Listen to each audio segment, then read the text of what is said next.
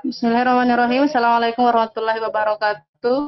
Saya akan mempresentasikan proposal seminar fisika saya yang berjudul Pengembangan Media Pembelajaran Fisika berbasis Microsoft Excel dengan fitur VBA (Visual Basic for Application) pada materi osilasi berpasangan, ditinjau dari respon mahasiswa.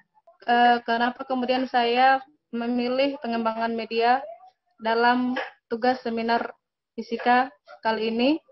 Yang pertama yaitu pendapat dari Sibel dan Fatih 2019 yang menuturkan bahwa proses penggunaan bahwa dalam bidang sains fisika telah melahirkan beberapa kategori teknologi media pembelajaran, diantaranya yaitu microcomputer based laboratory, video based laboratory, dan simulation based laboratory.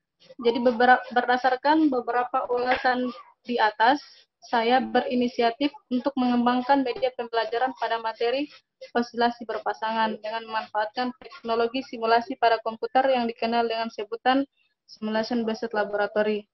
Dalam membuat simulasi, saya memanfaatkan teknologi yang ada pada komputer, yaitu spreadsheet pada Microsoft Excel dengan bantuan fitur VBA (Visual Basic for Application).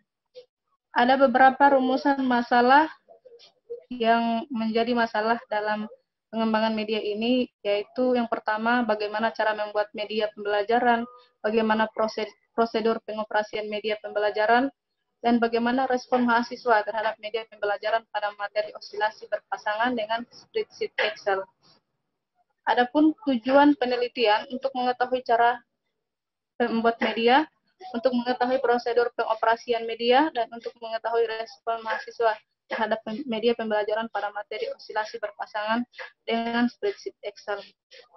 Adapun beberapa manfaatnya itu bisa dirasakan mahasiswa, peneliti, maupun bagi pengajar. Hasil penelitian dapat digunakan sebagai media pembelajaran yang interaktif dan menarik, khususnya pembelajaran pada materi osilasi berpasangan. Yang menjadi landasan teori ada 3 poin, yaitu konsep fisika, osilasi berpasangan, kemudian spreadsheet Excel-nya, dan Visual Basic for Application. Adapun metode penelitian, pertama yaitu jenis penelitian. Jenis penelitian ini adalah penelitian pengembangan atau research and development. Kemudian desain penelitian, pada tahapan penelitian yang dilakukan mengacu pada model pengembangan ADDIE yang dikembangkan oleh Dick and Carey dan Carey pada tahun 1978, meliputi tahapan analisis konsep. Pada tahapan analisis konsep, teknologi yang digunakan, saya menganalisis konsep dalam pengembangan media ini, yaitu teknologi yang saya gunakan, yaitu spreadsheet Excel-nya dan konsep fisikanya atau osilasi berpasangan. Kemudian pada tahap desain produk, dilakukan untuk membuat kerangka dan mengembangkan flow atau gambaran kira-kira seperti apa produk dari awal sampai akhir. Kemudian tahapan pengembangan, saya membuat media dengan menggunakan spreadsheet Excel dan VBA. Dan tahap implementasi, media dinilai oleh ahli media, ahli materi, ahli pembelajaran, guru, dan pelaksanaan uji coba terbatas. Dan tahapan terakhir yaitu tahap evaluasi. Tahap evaluasi dilakukan terhadap media yang dikembangkan. Tahap penilaian terhadap media yang dikembangkan dilakukan selama 4 tahap sebelumnya. Kemudian selanjutnya yaitu instrumen pengumpulan data. Instrumen yang digunakan dalam pengembangan media adalah yang pertama observasi. Observasi dilakukan melalui informasi yang diperoleh dari responden. Observasi dilakukan secara langsung untuk mengetahui presentasi keefektifan dari produk pengembangan. Kemudian angket atau kuesioner. Angket dalam penelitian dan pengembangan media pembelajaran ini diberikan kepada validator dan juga mahasiswa.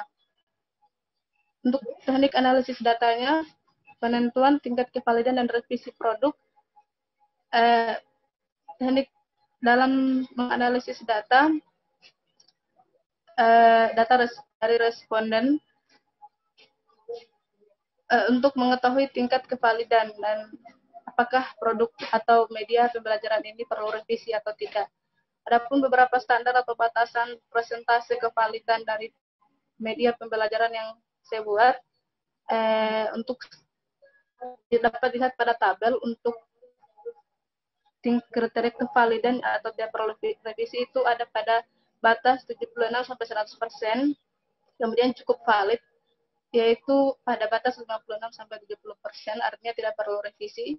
Kemudian 40 sampai 55% itu berarti kurang valid, harus direvisi, dan 0 sampai 39% itu tidak valid atau perlu revisi.